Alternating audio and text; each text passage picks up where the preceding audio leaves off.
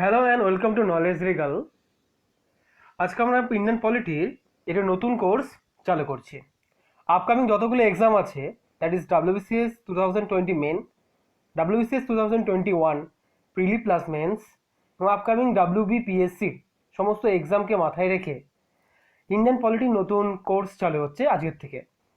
তো আজকে first of all আজকে আমি আলোচনা করব historical background of Indian constitution. আমরা এখানে বেসিক টু অ্যাডভান্স এখানে আমরা কনসেপ্ট বিল্ডিং করব। পুরো একদম গোড়া থেকে জানবো কি করে ইন্ডিয়ান কনস্টিটিউশন তৈরি হয়েছে। তো সব কিছুর আগে হিস্টোরিক্যাল ব্যাকগ্রাউন্ডটা আমরা জেনে নিই। ব্যাকগ্রাউন্ডে ফার্স্ট অফ অল আমি যেই কথাটা আপনাদের সামনে বলবো সেটা হচ্ছে সবাই জানেন, আপনারা অনেকে জানেন, যারা নতুন অ্যাসপিরেন্ট তারা একটু একটু টাচ করুন ব্যাপারটাকে। আমাদের ব্রিটিশ এসেছিল 1600 খ্রিস্টাব্দে অ্যাপ্রক্স, অ্যাজ এ ট্রেডার এসেছিল। তারা ইস্ট ইন্ডিয়া কোম্পানি হয়ে এসেছিল, তার নামটা ছিল, অর্গানাইজেশন নাম ছিল ইস্ট ইন্ডিয়ান কোম্পানি। তারা একটা চার্টার গ্র্যান্ট পেয়েছিল তখনকার রানী এলিজাবেথ ওয়ান তার কাছ থেকে। তারা এই দেশে আসলো, ব্যবসা শুরু করলো। তারপর থেকে তারা ধীরে ধীরে এই দেশের দেশীয় রাজাদের সাথে যুদ্ধ বিগ্রহে তারা জড়িয়ে পড়তে শুরু করলো, অর্থাৎ পলিটিক্যাল অ্যাফেয়ার্সে তারা যোগদান করলো। সময়টা 1766 সাল, যখন ইংরেজ east India company Bangla, Bihar, উড়িষ্যার দেওয়ানি লাভ করলো, অর্থাৎ রাজস্ব আদায়ের ভার তারা পেল।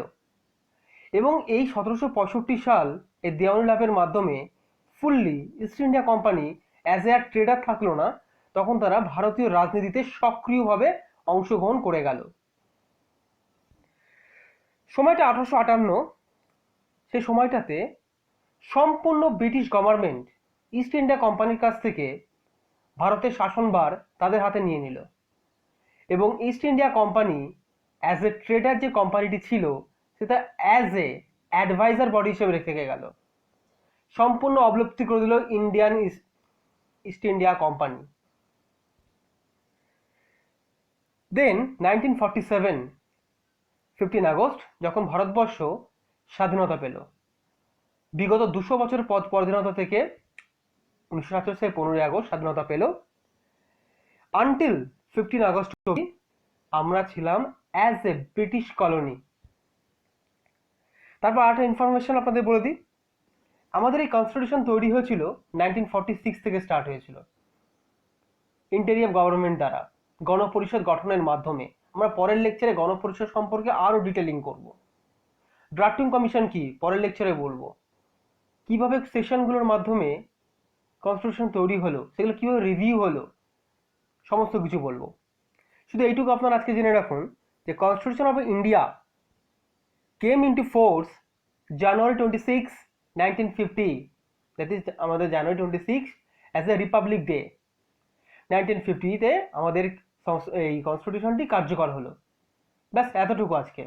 দেন আমাদের যে জিনিসটা জানতে হবে যে এই যে হিস্টোরিক্যাল ব্যাকগ্রাউন্ড, বারবার এই টার্মটা বলছিলাম, এটা অ্যাকচুয়াল কি সেটা ভাবুন এবং সেটা দেখুন।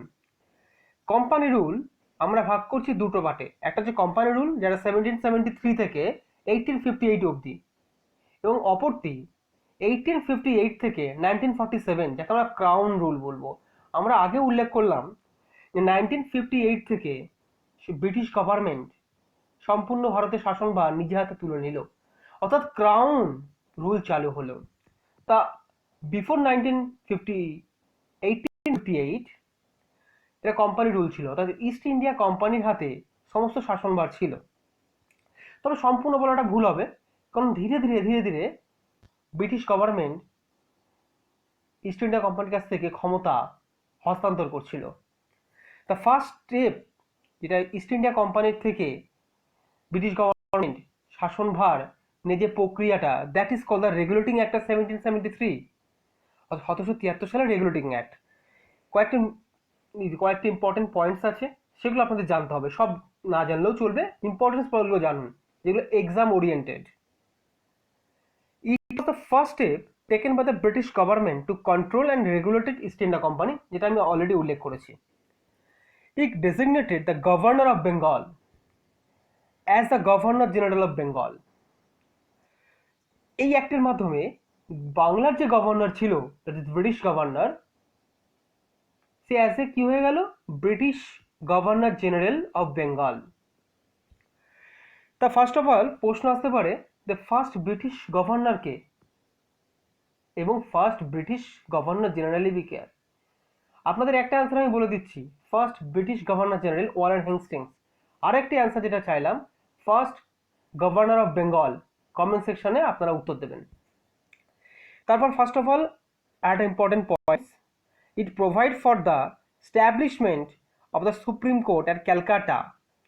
অর্থাৎ সুপ্রিম কোর্ট অফ ক্যালকাটা যেটা 1774 সালে তৈরি হয়েছিল, সেটা এই অ্যাক্টের মাধ্যমে তৈরি হয়েছিল। খুব ইম্পর্টেন্ট এই পয়েন্টটি, থার্ড পয়েন্টে দেখতে হবে। এই অ্যাক্টের মাধ্যমে 1774 যে লাইনটাতে আছে, ব্যাস এই পয়েন্টটা দেখুন, তাহলেই হবে।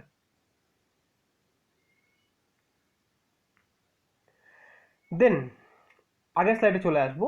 এখানে আরেকটা জিনিস উল্লেখ করতে হবে, পিটস ইন্ডিয়া অ্যাক্ট 1784। এটা কিছুই না, 1773-তে এই রেগুলেটিং অ্যাক্টটাকে কিছুটা মডিফাই করে দিয়েছে। কি করেছে, যাকে আমরা রেকটিফাই বলতে পারি। পিটস ইন্ডিয়া অ্যাক্ট 1784 তৈরি হয়েছে। এটা এখানে জাস্ট একটা ডিস্টিংগুইশ করেছে, মানে আলাদা করেছে। কি কি, কমার্শিয়াল আর পলিটিক্যাল, মানে ব্যবসায়িক আর রাজনৈতিক ব্যাপারটাকে কোম্পানি যেটা দেখছিল সে ফাংশনটাকে সেপারেট করেছে, মানে দুটো সেপারেট বডি সেটা দেখবে। এটা শাসনতান্ত্রিক সুবিধার্থে তারা এটা করেছিল। It allowed the court of directors, এর দুটো পার্ট আমি বললাম। এই কোর্ট অফ ডিরেক্টরস যেটা হচ্ছে কমার্শিয়াল অ্যাফেয়ার্স, মানে ব্যবসা বাণিজ্য দেখবে। আর নিউলি ক্রিয়েটেড যেটা নতুন করে তৈরি হলো পিটস ইন্ডিয়া অ্যাক্ট দ্বারা, সেটা কি করবে, বোর্ড অফ কন্ট্রোল কি করবে, ম্যানেজ দ্য পলিটিক্যাল অ্যাফেয়ার্স। একদম ক্লিয়ার। পিটস ইন্ডিয়া অ্যাক্টের মেন পয়েন্ট এটা, দুটো বডি তৈরি হলো, দুটো বডি যে তৈরি হলো, আবার দেখুন আপনারা, সেটা হচ্ছে একটা হচ্ছে বোর্ড অফ কন্ট্রোল যেটা পলিটিক্যাল অ্যাফেয়ার্স দেখবে, আর একটা কোর্ট অফ ডিরেক্টরস সেটা কমার্শিয়াল অ্যাফেয়ার্স দেখবে।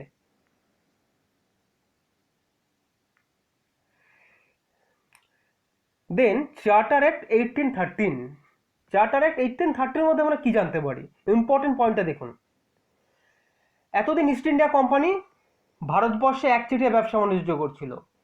ইংল্যান্ডে যারা আদার্স মার্চেন্টস আছে তারাও চাইছিল এই ব্যবসায় তাদের অংশগ্রহণ করতে। 1813 এই চার্টার অ্যাক্টের মাধ্যমে তারা ইন্ডিয়ার ব্যবসাতে তারা এন্টার করলো। খুব ইম্পর্টেন্ট পয়েন্টস, মানে ইস্ট ইন্ডিয়া কোম্পানির মোনোপলি আস্তে আস্তে শেষ হতে চলেছে। বাট 1813 অবধি এই অ্যাক্টের মাধ্যমে তারা একমাত্র চায়নার সাথে আর চা ব্যবসাতে তারা মোনোপলিটা বজায় রেখেছিল। বাট 1833 চার্টার অ্যাক্টে যেটা প্রথম পয়েন্ট বললাম আগের বার, যে চায়না এবং চায়ে তাদের মোনোপলি ছিল, বাট এখানে সেটাও এন্ডেড হয়ে যায় এবং open for all merchants of British, সমস্ত ব্রিটিশ মার্চেন্টের জন্য ইন্ডিয়া ওপেন মার্কেটে পরিণত হয়। এবং এই অ্যাক্টের মাধ্যমে গভর্নর জেনারেল অফ বেঙ্গল সে অ্যাজ এ ডেজিগনেটেড পেল গভর্নর জেনারেল অফ ইন্ডিয়া। আরেকটি প্রশ্ন আপনাদের জন্য, first governor general of India কে, এটা কমেন্ট সেকশনে বলবেন। দেন আরেকটা point, companies commercial activities were close down. অর্থাৎ ইস্ট ইন্ডিয়া কোম্পানির সমস্ত মনোপলি বন্ধ হয়ে গেল এবং অ্যাজ এ অ্যাডমিনিস্ট্রেটিভ বডি হিসেবে থাকলো। Company trade link with the China war slow close down, already আমি উল্লেখ করেছি এটা। দেন 1830 পরে আমরা চলে আসবো চার্টার অ্যাক্ট আরেকটি 1853, এটা হচ্ছে চার্টার অ্যাক্টের last. For the first time এই চার্টার অ্যাক্টের মাধ্যমে the legislative and the executive functions of the governor general councils were separated. Governor general একটা কাউন্সিল ছিল, লেজিসলেটিভ কাউন্সিল, যেখানে আমরা এক্সিকিউটিভ আর লেজিসলেটিভ ফাংশনটাকে আমরা আলাদা করছি। ফর দ্য ফার্স্ট টাইম এই অ্যাক্টের মাধ্যমে local representation was introduced into the legislative council in the form of 4 members from the local government. অর্থাৎ ইন্ডিয়াতে যে অংশগ্রহণ ইন্ডিয়ান হিসাবে আইনসভায়, সেটা অ্যাজ এ নর্মাল পিপলস নয়, তারা অ্যাকচুয়াল লোকাল গভর্নমেন্ট ছিল। কারা, বেঙ্গল, বোম্বে, মাদ্রাস আর নর্থ ওয়েস্ট প্রভিন্সে যারা লোকাল গভর্নমেন্ট, সেখান থেকে রিপ্রেজেন্টেশন তারা করতে পারত। এখন অব্দি টিল নাও সাধারণ মানুষের প্রবেশ এখন অব্দি আইনসভায় হয়নি। The legislative council which had 6 members, এই একটার মাধ্যমে হয়ে গেল 12 মেম্বার্স। খুব ইম্পর্টেন্ট পয়েন্টস। দেন চালু হলো 1858 থেকে 1947, that is crown rule. Government India act 1858, first of all যেটা নিয়ে আলোচনা করব, এই একটা নাম আছে, সেটা অ্যাক্ট ফর দ্য গভর্নমেন্ট। আর একটা পয়েন্ট যেটা valid, it change the designation of the governor general of Bengal to the viceroy of India. এখানে information, last governor general of বেঙ্গলকে এবং ফার্স্ট ভাইসরয় অফ ইন্ডিয়াকে, দুটো উত্তরে লর্ড ক্যানিং, এটা নোট ডাউন করবেন। দেন পয়েন্টটা, abolish the east India company and transfer the powers of British crown. অর্থাৎ ফুল টেরিটরি অফ ইন্ডিয়ার ফুল পাওয়ারটা চলে গেল ব্রিটিশ ক্রাউনের কাছে। ব্রিটিশ পার্লামেন্ট আমাদেরকে শাসন করবে তাদের আইন দ্বারা। আর একটা নতুন পদ সৃষ্টি করা হলো, new office, secretary of the state. এই যে সেক্রেটারি পদে সৃষ্টি করা হলো, এই পদের দ্বারা সম্পূর্ণ অথরিটি থাকবে এবং কন্ট্রোল থাকবে অফ দ্য ইন্ডিয়ান কনস্টিটিউশন। অর্থাৎ আমি বলতে পারি যে ভাইসরয় একমাত্র তার কাছে জবাবদিহি করবে, মানে ইন্ডিয়ান ব্রিটিশ পার্লামেন্টের প্রতিনিধি হিসাবে ইন্ডিয়ায় কে থাকবে, সেটা হচ্ছে secretary of the state. Then Indian councils act of 1861, এটা কাউন্সিল অ্যাক্টস, খুব ইম্পর্টেন্ট অ্যাক্টস। এই অ্যাক্টের মাধ্যমেই as a beginning of representation of Indians, মানে ল মেকিং প্রসেসে সাধারণ যে ইন্ডিয়ানরা আছে তারা প্রবেশ করতে শুরু করলো।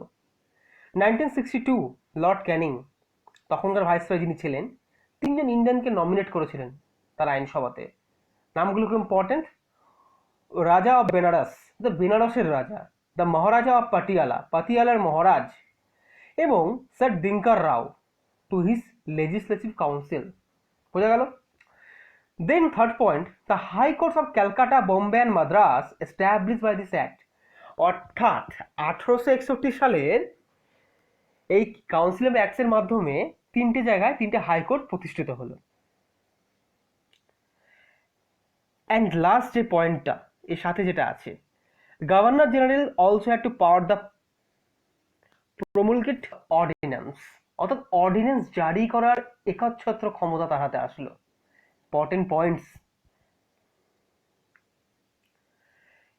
দেন আসছি ঠিক ইন্ডিয়ান কাউন্সিল অ্যাক্টস 1892, খুব অল্প দুটো পয়েন্ট মনে রাখতে হবে এখান থেকে, এক্সাম ওরিয়েন্টেড। কি কি?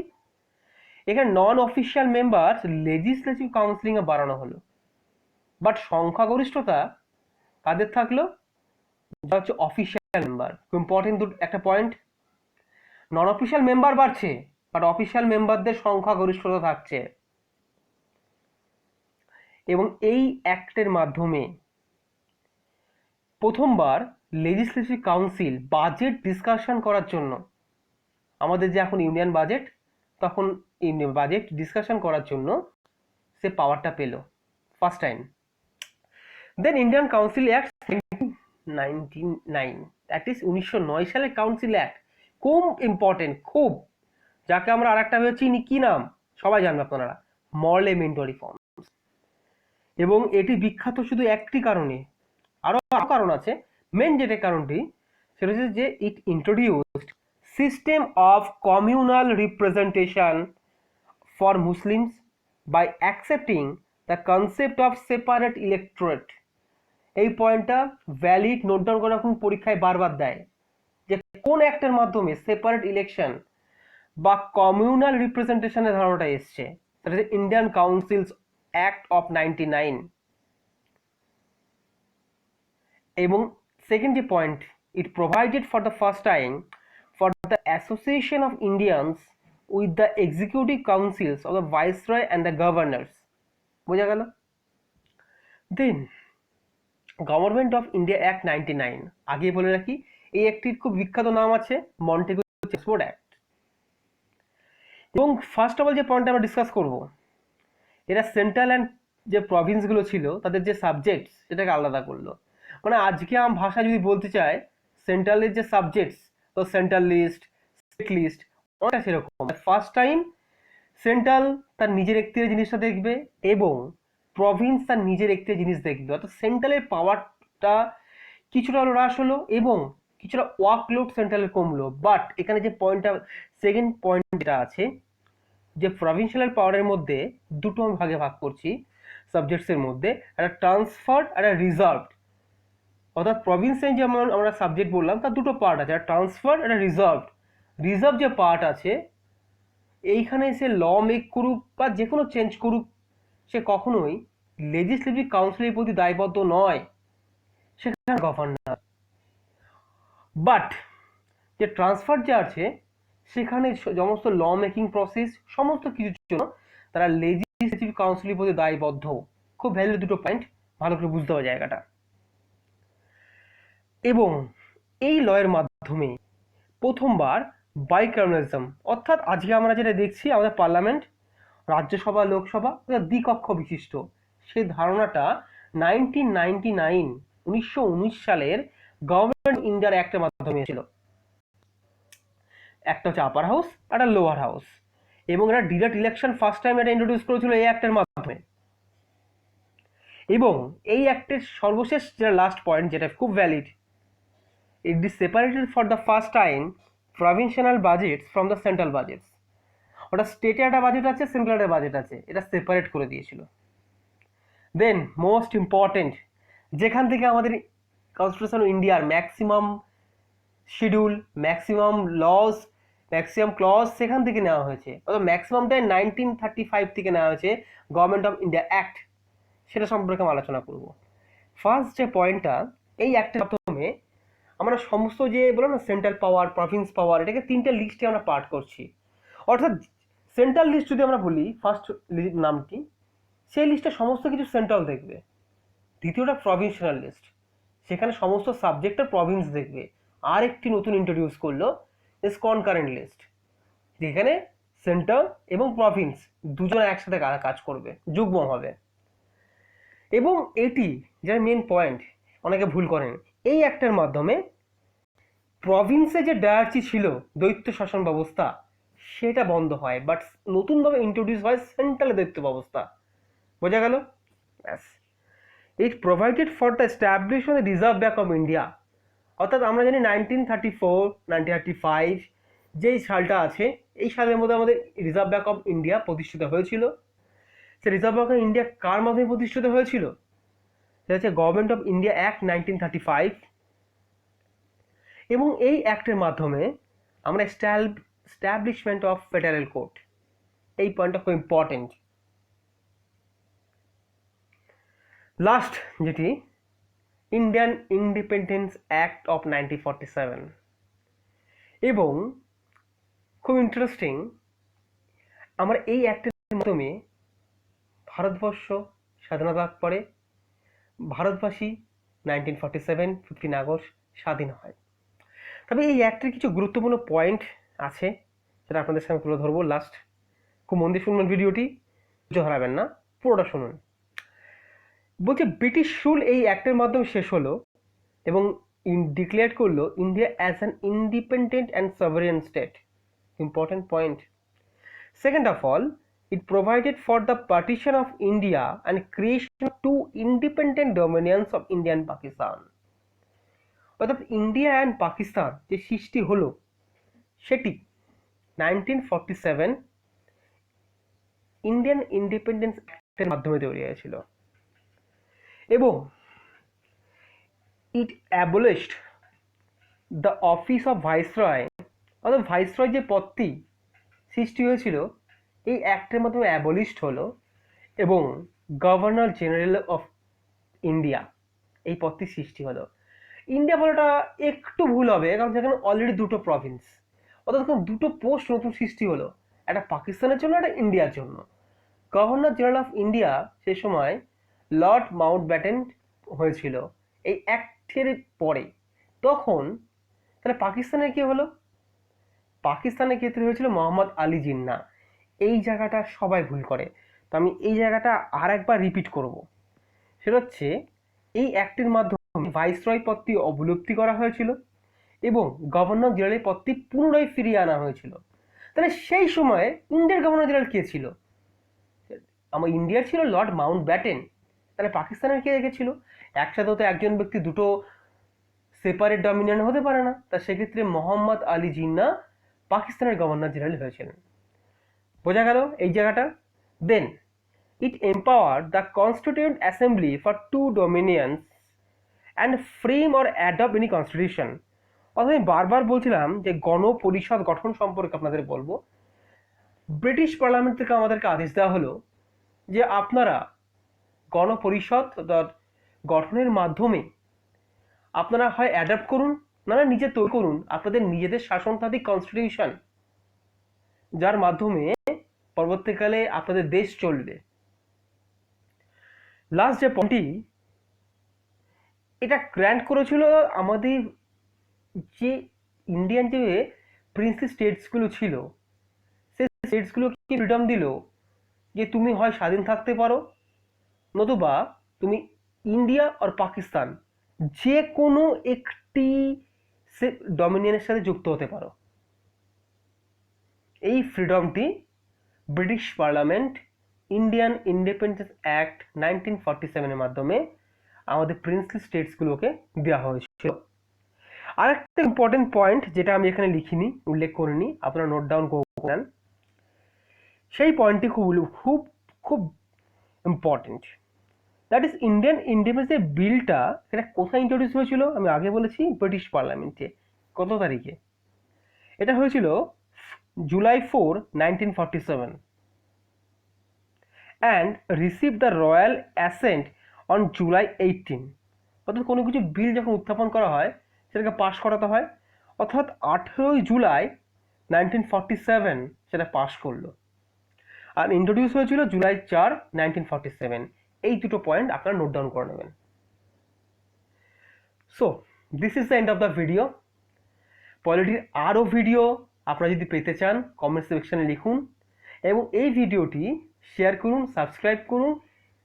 এই ভিডিও দেখার পরে যদি কোনো জায়গায় কোনো ডাউট থাকে বা কোনো কোয়েশ্চেন যদি আপনাদের মনে এসে থাকে আপনারা কমেন্ট বক্সে লিখুন, যথাযথ টাইমে আপনাদের উত্তর দেওয়া হবে।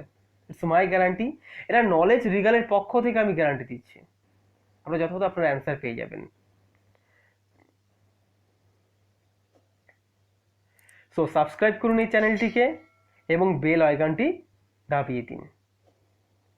So thank you.